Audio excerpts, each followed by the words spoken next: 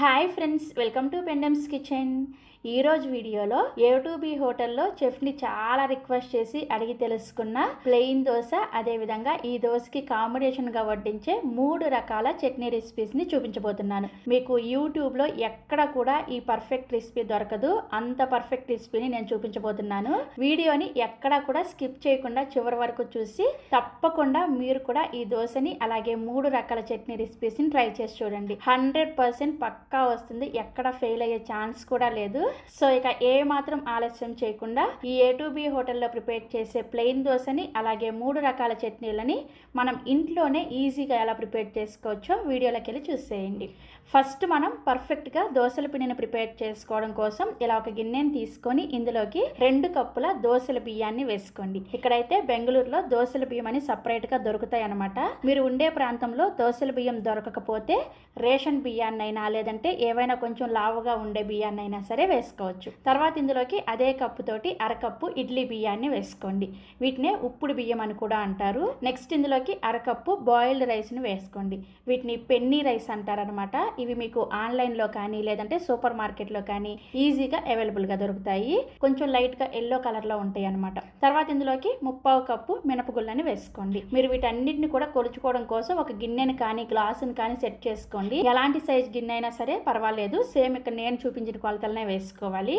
తర్వాత ఇందులోకి 2 టేబుల్ స్పూన్ల పచ్చిశనగపప్పుని, 1 టీ స్పూన్ దాకా మెంతుల్ని, అరకప్పు లావుగా ఉండే అటుకుల్ని వేసుకోండి.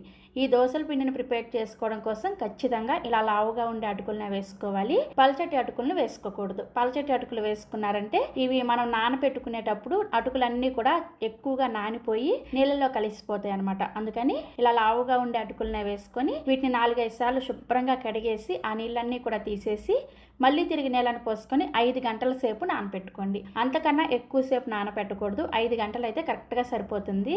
సో నేను ఇక్కడ బియ్యం పప్పుల్ని 5 గంటల సేపు నానపెట్టిన తర్వాత మీకు చూపిస్తున్నాను. చూసారా, చక్కగా నానిపోయాయి కదా. ఇలా నానపెట్టుకున్న ఈ బియ్యం పప్పుల్ని మిక్సీ జార్కి సరిపడా కొంచెం కొంచెం వేసుకుంటూ తగినన్ని నీళ్ళని పోసుకుంటూ పిండిని కొంచెం లైట్గా రవ్వలాగా ఉండే విధంగా గ్రైండ్ చేసుకోవాలి. కొంచెం లైట్గా బరకగా గ్రైండ్ చేసుకున్నారనుకోండి మీకు దోశ క్రిస్పీగా వస్తుంది అనమాట. సో ఇలా గ్రైండ్ చేసుకున్న ఈ పిండిని ఒక గిన్నెలోకి తీసుకోండి.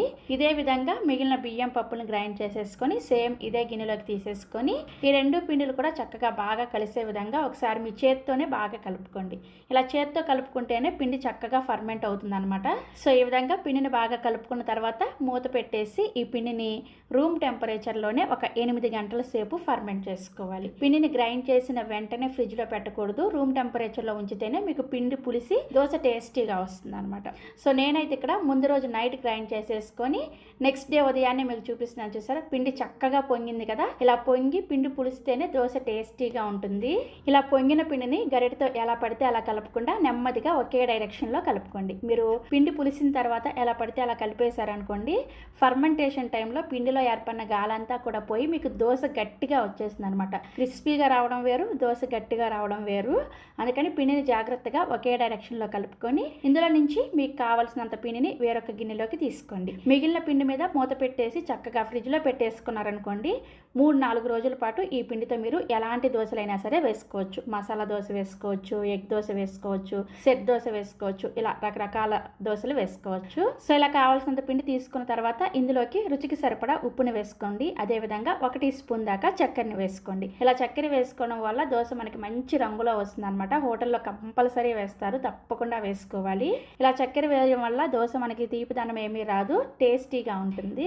ఇందులోనే అవసరమైతే కొద్దిగా నీళ్ళను కూడా వేసుకొని దోశల పిండిని ఇక్కడ నేను మీకు వీడియోలో చూపిస్తున్నాను. చూసారా, ఈ కన్సిస్టెన్సీలో రెడీ చేసుకోవాలి. సో మనకి దోశల పిండి రెడీ అయిపోయింది. ఇప్పుడు ఈ దోశకి కాంబినేషన్గా వడ్డించే 3 రకాల చట్నీలని ఎలా ప్రిపేర్ చేసుకోవాలో చూపిస్తాను. ఈ దోశల పిండిని రెడీగా పక్కన పెట్టేసుకోండి. ఫస్ట్ నేను టమాటా చట్నీని ఎలా ప్రిపేర్ చేస్తారో చూపిస్తాను. ఈ టమాటా చట్నీని ప్రిపేర్ చేసుకోవడం కోసం స్టవ్ ఆన్ చేసి ఇలా ఒక ప్యాన్ పెట్టుకొని ఇందులోకి 1 టీ స్పూన్ దాకా నూనెను వేసుకొని వేడి చేసుకోండి. నూనె వేడైన తర్వాత ఒక మీడియం సైజులో ఉండే ఉల్లిపాయని ఇలా పెద్ద ముక్కలుగా కట్ చేసుకొని వేసుకొని వీటిని ఒక 2-3 నిమిషాల పాటు లో ఫ్లేమ్లోనే వేయించుకోవాలి. ఈ చట్నీ కోసం ఉల్లిపాయలు ట్రాన్స్పరెంట్గా అయితే సరిపోతుంది. అస్సలు రంగు మారకూడదు అనమాట. జస్ట్ కొంచెం ఉల్లిపాయలు మెత్తబడి ఈ విధంగా రెబ్బలు సపరేట్ అయితే సరిపోతుంది. ఇలా వేయించుకున్న తర్వాత ఇందులోకి 2 మీడియం సైజులో ఉండే పండిన టమాటాలని ఇలా చిన్న చిన్న ముక్కలుగా కట్ చేసుకొని వేసుకొని ఒకసారి కలిపేసి ఈ టమాటా ముక్కలు కొంచెం మెత్తబడేంత వరకు వేయించుకోవాలి. సో టమాటా ముక్కలు కొంచెం మెత్తబడిన తర్వాత ఇందులోకి 1 ఇంచు దాకా అల్లాన్ని, 2 గుంటూరు మిర్చిని, అలాగే 2 కాశ్మీరీ మిర్చిని వేసుకోండి. ఇలా కాశ్మీరీ మిర్చి వేసుకోవడం వల్ల చట్నీ మనకి మంచి రంగులో వస్తుంది అనమాట. మీ దగ్గర ఒకవేళ కాశ్మీరీ మిర్చి లేకపోతే గుంటూరు మిర్చినే మీరు తినే కారానికి తగ్గట్టుగా చూసుకొని వేసుకోండి. నెక్స్ట్ ఇందులోనే 1/2 టీ స్పూన్ దాకా పసుపుని, రుచికి సరిపడా ఉప్పుని, ఖచ్చితంగా ఒక 3 చిటికెళ్ళంతా ఇంగువాని వేసుకొని కలుపుకోండి. ఈ చట్నీలో ఖచ్చితంగా ఇంగువ వేస్తేనే మీకు ఆ చట్నీ టేస్ట్ అనేది పర్ఫెక్ట్గా వస్తుంది అనమాట. తప్పకుండా వేసుకోండి. ఇవన్నీ వేసుకున్న తర్వాత ఒకసారి కలిపేసుకొని జస్ట్ 1 నిమిషం పాటు మాత్రమే వేయించుకోవాలి, ఎక్కువసేపు వేయించకూడదు. 1 నిమిషం తర్వాత ఇందులోకి ఒక మ్యాజిక్ ఇంగ్రీడియంట్ అనమాట, ఒక 1/2 టీ స్పూన్ దాకా షుగర్ని వేసుకొని కలుపుకోండి. దీనివల్లే చట్నీ చాలా చాలా చాలా రుచిగా ఉంటుంది. ఇది చెఫ్ చెప్పిన టాప్ సీక్రెట్ ఇంగ్రీడియంట్ అనమాట. షుగర్ వేయడం వల్ల చట్నీ తీపిదనం ఏమీ రాదు, చాలా చాలా చాలా రుచిగా ఉంటుంది. తప్పకుండా వేసుకోండి. అలాగని మరీ ఎక్కువగా వేసుకోకూడదు, జస్ట్ ఒక 1/2 టీ స్పూన్ అయితే సరిపోతుంది. చక్కెరని వేసుకున్న తర్వాత ఒకసారి కలిపేసి స్టవ్ ఆఫ్ చేసేసి ఈ మిశ్రమం మొత్తాన్ని కూడా పూర్తిగా చల్లారనివ్వండి. సో మనం వేయించుకున్న ఈ టమాటా మిశ్రమం పూర్తిగా చల్లారిన తర్వాత మిక్సీ జార్లోకి వేసేసుకొని ఒక 1/2 కప్పు అన్ని నీళ్ళని వేసుకొని బాగా మెత్తటి చట్నీలాగా గ్రైండ్ చేసుకోండి. చూసారా, ఇలా బాగా మెత్తగా గ్రైండ్ చేసేసుకొని ఇప్పుడు ఈ చట్నీకి తాలింపు పెట్టుకోవడం కోసం తాలింపు గిన్నెలోకి ఒక 1/2 టీ స్పూన్ దాకా నూనె వేసుకొని వేడి చేసుకోండి. నూనె వేడైన తర్వాత 1 టీ స్పూన్ ఆవాలు వేసుకోండి. అదేవిధంగా 1 రెమ్మ కరివేపాకుని, కొద్దిగా ఇంగువాను కూడా వేసుకొని ఫ్రై చేసుకోండి. ఈ చట్నీలో ఇంగువ అనేది ఖచ్చితంగా వేసుకోవాలి, వేసుకుంటేనే మీకు ఒరిజినల్ టేస్ట్ వస్తుంది అనమాట.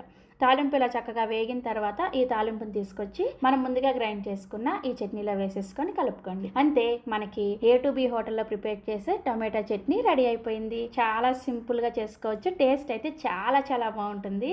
తప్పకుండా ట్రై చేయండి. ఈ చట్నీ ఈ దోశలోకే కాకుండా మీరు రెగ్యులర్గా ప్రిపేర్ చేసుకునే ఏ దోశలోకైనా కానీ చాలా చాలా బాగుంటుంది. నెక్స్ట్ ఇప్పుడు వైట్ చట్నీని ఎలా ప్రిపేర్ చేసుకోవాలో చూపిస్తాను. ఈ కొబ్బరి చట్నీని ప్రిపేర్ చేసుకోవడం కోసం ఇలా చిన్న మిక్సీ జార్ని తీసుకొని ఇందులోకి 1 కప్పు పచ్చి కొబ్బరి ముక్కల్ని వేసుకోండి. ఖచ్చితంగా ఈ చట్నీ కోసం పచ్చి కొబ్బరి ముక్కల్ని వేసుకోవాలి. నెక్స్ట్ ఇందులోకి అదే కప్పుతోటి 1/2 కప్పు పుట్నాల పప్పుని వేసుకోండి. వీటినే వేయించిన శనగపప్పు, అలాగే చట్నీ పప్పు అని కూడా అంటారు. తర్వాత ఇందులోకి మీరు తినే కారానికి తగ్గట్టుగా 2-3 వరకు పచ్చిమిర్చిని వేసుకోండి. ఇక్కడ నేను తీసుకున్న పచ్చిమిర్చి అయితే కారం ఎక్కువగా ఉంటాయి కాబట్టి తక్కువగా వేసుకున్నాను. మీరు వాడే పచ్చిమిర్చి కారానికి తగ్గట్టుగా చూసుకొని వేసుకోండి. నెక్స్ట్ ఇందులోనే రుచికి సరిపడా ఉప్పును కూడా వేసుకొని మీరు ఏ కప్పుతో అయితే కొబ్బరిని వేసుకున్నారో అదే కప్పుతోటి 1.5 కప్పుల వరకు కాచి చల్లార్చిన పాలని వేసుకోండి. ఎస్, మీరు విన్నది నిజమే. ఈ A2B హోటల్ కొబ్బరి చట్నీలో ఇదేనమాట సీక్రెట్. నీళ్లతో కాకుండా కాచి చల్లార్చిన పాలతో గ్రైండ్ చేస్తారు. కొబ్బరిలో వచ్చే కొబ్బరి పాలు, మనం పోసిన ఈ పాలు, ఈ రెండిటి వల్లనే మనకి చట్నీ అనేది అంత టేస్టీగా ఉంటుందన్నమాట. అయితే 1.5 కప్పుల పాలని ఒకేసారి కాకుండా చూసుకుంటూ కొంచెం కొంచెం వేసుకుంటూ చట్నీని గ్రైండ్ చేసుకోండి. చట్నీని మరీ మెత్తటి పేస్ట్ లాగా కాకుండా కొంచెం లైట్గా బరకగా ఉండేటట్లుగా గ్రైండ్ చేసుకోవాలి. ఇక నేను మీకు చట్నీని గ్రైండ్ చేసిన తర్వాత చూపిస్తున్నాను, చూసారా, ఈ విధంగా ఈ కన్సిస్టెన్సీలో చట్నీని కొంచెం బరకగానే గ్రైండ్ చేసుకోవాలి. ఇలా గ్రైండ్ చేసుకున్న చట్నీని ఇదే విధంగా సర్వ్ చేసేసుకోవడమే. ఇంకా ఈ చట్నీకి తాలింపు అయితే ఏమీ వేయరనమాట. ఇదే విధంగా సర్వ్ చేస్తారు. చూసారా, 2 నిమిషాల్లో ఈ చట్నీ ప్రిపేర్ చేసేసుకోవచ్చు. టేస్ట్ అయితే ఇంకా నెక్స్ట్ లెవెల్లో ఉంటుంది. మీరు ఈ చట్నీని ఇడ్లీతో, దోశతో, వడతో, ఉప్మాతో ఎందులోకైనా సరే సర్వ్ చేసుకోవచ్చు. సో మనకి వైట్ చట్నీ కూడా రెడీ అయిపోయింది. సో నెక్స్ట్ ఇప్పుడు గ్రీన్ చట్నీని ఎలా ప్రిపేర్ చేసుకోవాలో చూపిస్తాను. ఈ గ్రీన్ చట్నీని ప్రిపేర్ చేసుకోవడం కోసం స్టవ్ ఆన్ చేసి ఇలా ఒక ప్యాన్ పెట్టుకొని ఇందులోకి 1 టేబుల్ స్పూన్ నూనెను వేసుకొని వేడి చేసుకోండి.